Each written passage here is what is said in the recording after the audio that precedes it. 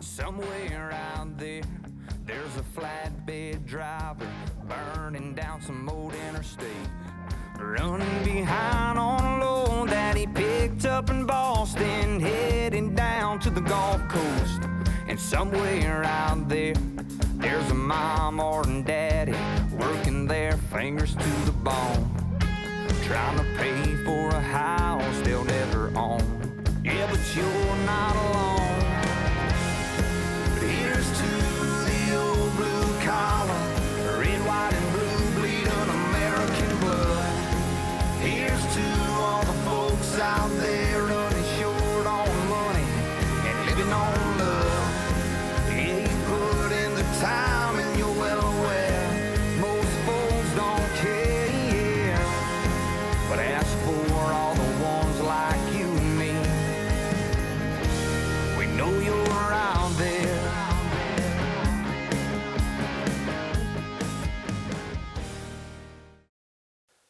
Hey folks, Stephen Robinson here with Working Class Hunter. I'm out doing a little bit of shed hunting this afternoon, but thought I'd stop and take a moment and tell you a little bit about this hunt from Cliff Canter. Now Cliff is the president of Working Class Hunter, and he's the heartbeat of our team. In addition to that, Cliff owns his own business, and as a family man, he also manages properties for some hunting clubs.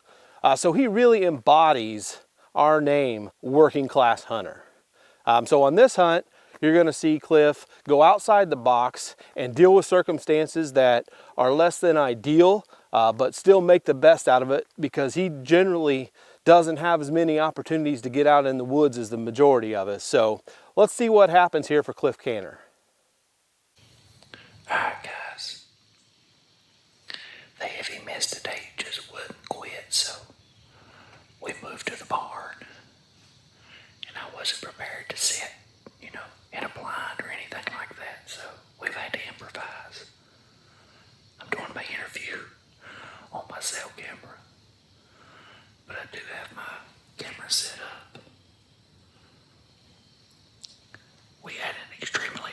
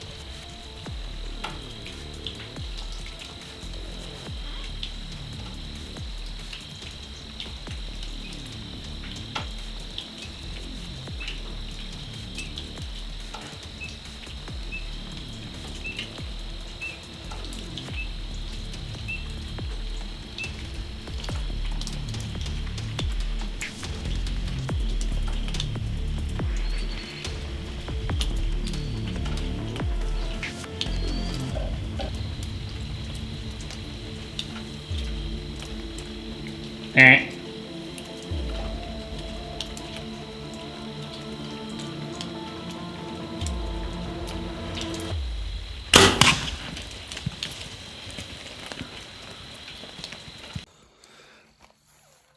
guys,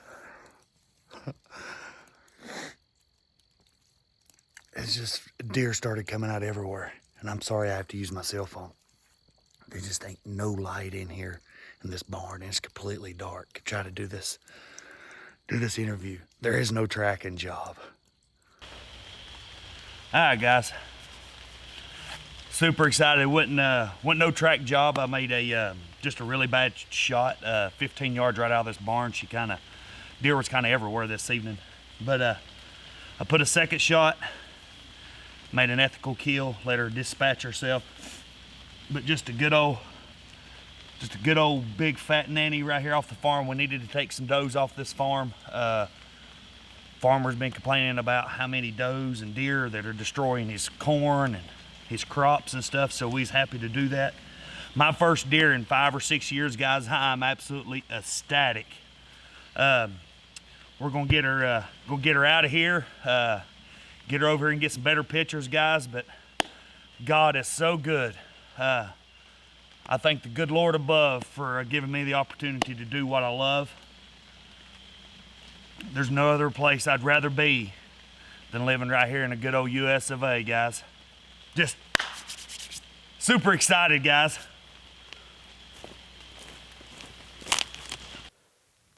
Congratulations on that doe, Cliff. I know it's been a long time coming. All right, so now we're gonna go out with Dale Sample in South Carolina.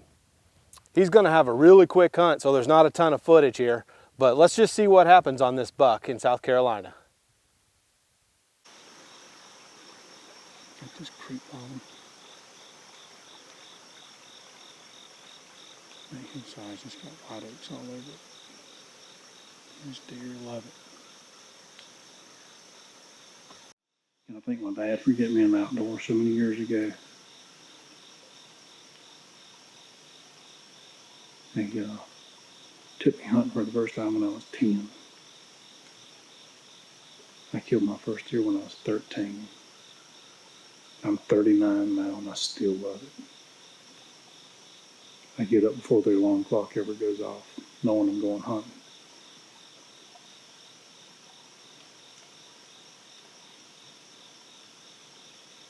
Man, I love it.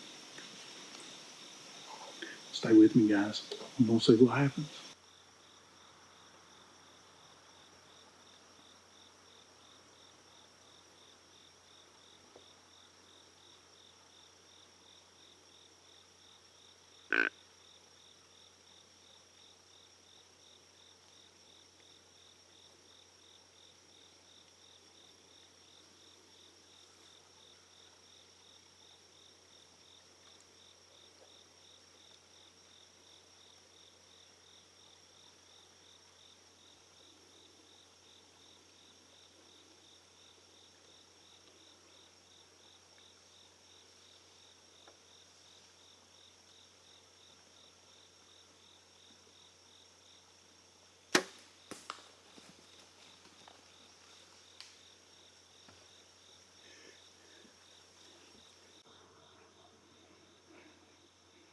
Sorry guys, I had to get that focused.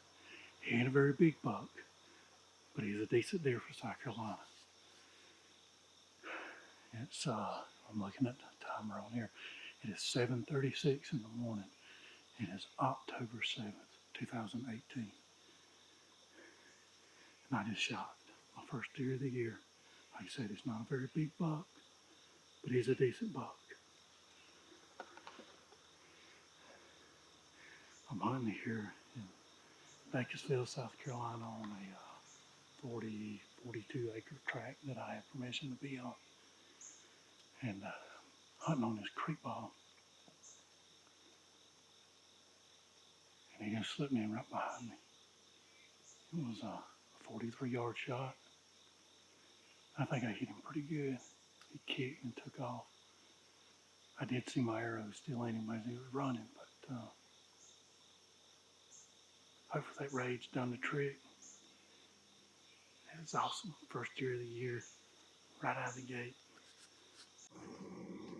All right, guys, I went back and reviewed the footage on the camera.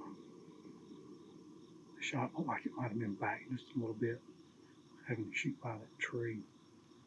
I wanted to make sure I cleared it with the way the arrow was going to be arcing in. So I'll give the deer just a little while. I did not hear it crash, but I'm right along this creek bottom. You got vehicle traffic going by because I'm probably 250 yards from the road. But this creek's pretty loud. There's a little small beaver dam right here, and just that water coming over. I just couldn't hear it. Of course, it got on the other side of that hillside there. Hopefully, it's just laying over there, piled up. All right, guys, I'm on the ground. You can see it's pretty hot. Found the arrow. Got some good blood, decent blood. It did run over into the cutover, so I'm going to get back over there and show you the arrow. I'd already found it. Got it sticking up in the ground, got it marked. I'm just going to go from there. I'm going to go real slow, track, see if we can't find this deer.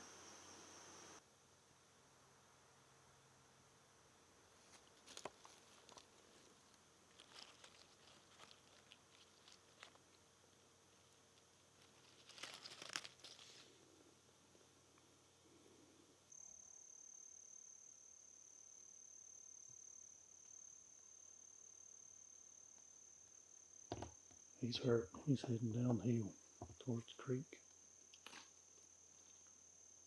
Like I said earlier, my shot was a little back. I think that's him laying right there.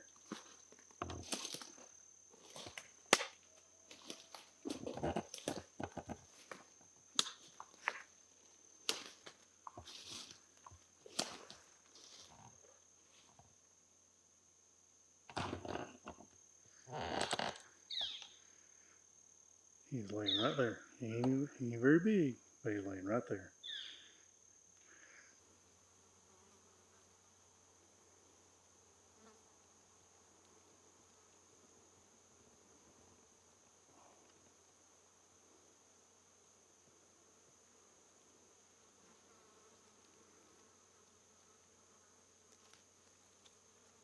Somewhere out there, there's a flatbed driver burning down some old interstate, running behind on a load that he picked up in Boston, heading down to the Gulf Coast. And somewhere out there,